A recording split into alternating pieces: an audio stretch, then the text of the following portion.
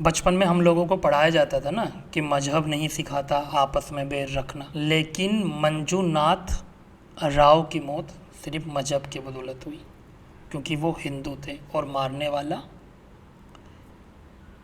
मुसलमान। अगर आतंकवादी का कोई मजहब नहीं होता तो फिर मारे जाने से पहले धर्म क्यों पूछा गया? वहाँ एक नवविवाहित जोड़ा भी आया हुआ था हनीमून पे। आतंकवादी उसके पास गए, उससे पूछा क्या तू हिंदू है, और जवाब में उसके सीने में भी गोली उतार दी गई। आप उस फोटो को देखोगे ना तो आपका कलेजा बाहर आ जाएगा।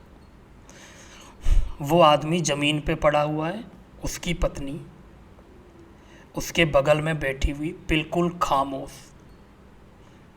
उसकी खामोशी में ना इतना शोर है, इतना दर्द है जो लाखों लोगों की चिल्लाहट और दर्द में भी नहीं होगा।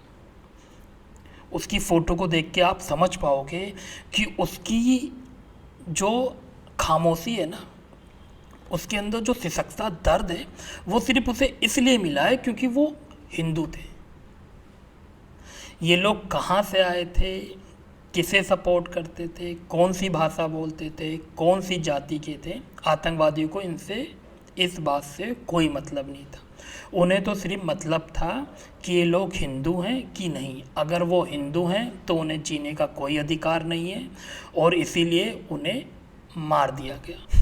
लोगों के नाम पूछे गए, उनकी आइडिया चेक की गई, यहाँ तक कि उनके पैंट उतारी गई सिर्फ ये पता करने के लिए कि उन्हें छोड़ा जाए कि उन्हें मारा जाए।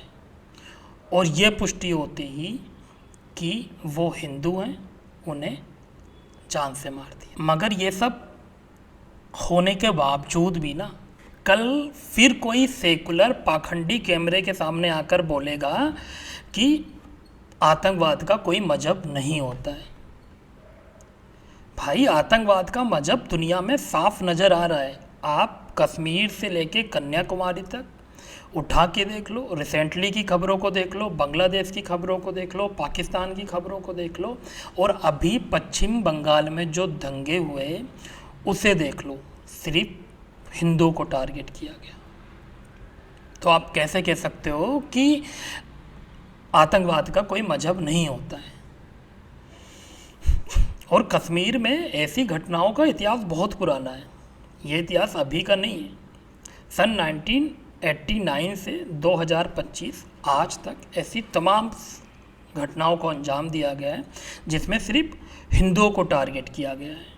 चाहे 1990-89 की घटना जिसमें कश्मीरी पंडितों का नरसंहार किया गया सिर्फ इसलिए क्योंकि वो हिंदू हैं। सन 2000 में, 2001 में, 2002 में अमरनाथ यात्रियों पे जानलेवा हमला किए गए, सिर्फ वो हिंदू हैं इसलिए।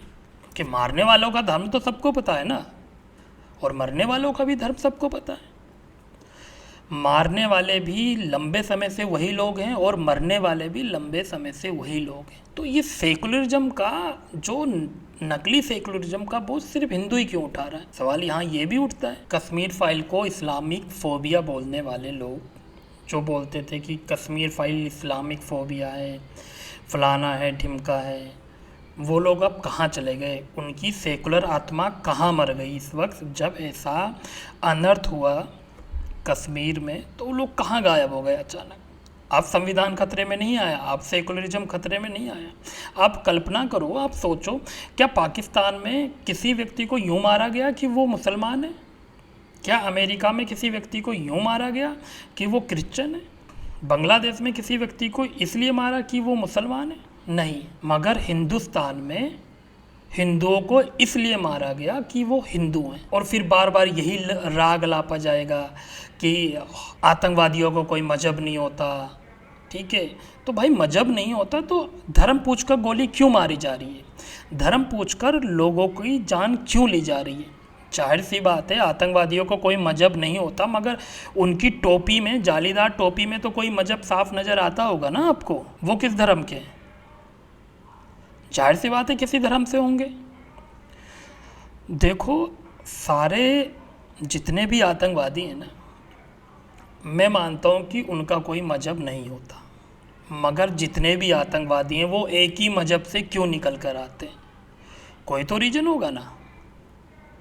और हिंदुस्तान में इन आतंकवादियों का ये है कि वो हिंदुओं को इसलिए मारते हैं कि तुम काफिर हो, तुम्हें जीने का कोई हक नहीं, तुम काफिर हो, हम तुम्हें मार देंगे।